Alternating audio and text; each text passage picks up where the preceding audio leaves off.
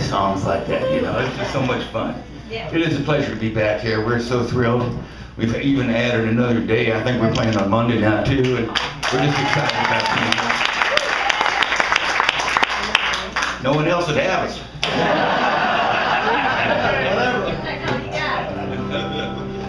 No, that's good. We're doing a tour that I've been looking forward to for a long time, and it's coming to an end. There's only a few more shows. We've been doing this for a while. We did it a couple years ago, and had so much fun we just decided to do it again. And in this particular one, I thought, well, I'd do just the songs that I love doing, or that we like doing, or you know, those kind of songs. And it's just been so much fun. And one of the ones I've been itching to do, we started doing it at some point a couple years ago, but we didn't actually get around to it until last October. It's an old song I recorded back on a record. I can't even remember when now. Song written by my good friend, another child of Oklahoma, a guy named Hoyt Axton.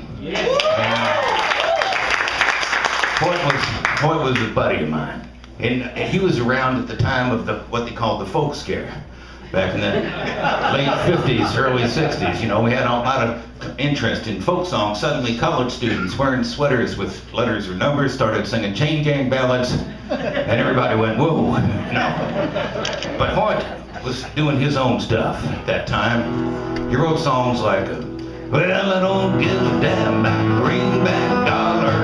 And he didn't. It was a real thing, you know. Hoyt wasn't just actually a friend of mine, he was actually a cousin. And his mom co-wrote Heartbreak Hotel for Elvis. And so he had some family history, and we got together at some point, early 60s, something like that. And Hoyt was big. He was big for Oklahoma. He was football big. And so for a little skinny long-haired hippie kid like me, it was great having a buddy like Hoyt. You could go anywhere. Nobody mess with you, any fool with you or nothing. And Hoyt wasn't actually looking for trouble, but he wasn't avoiding it on purpose. He was one of those kind of guys. I remember one time, we was playing in a place just about like this, a little small club in LA, had to be around 1965, and he was on stage, and I'm watching him. And he's up there he's singing his songs, taking them pretty seriously.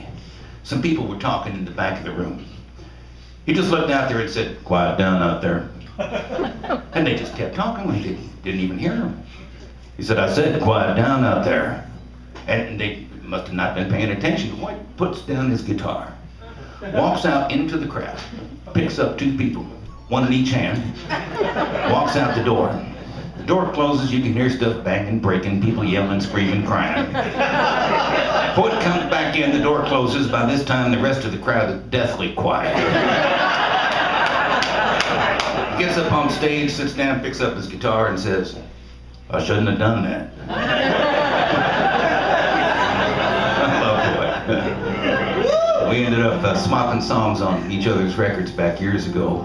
And this is one of the ones that I'd recorded of his and just never had a chance to do until we got together with this particular band. An old song by Hoyt Axton.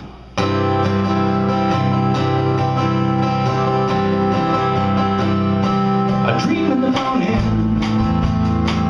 that she brings me water.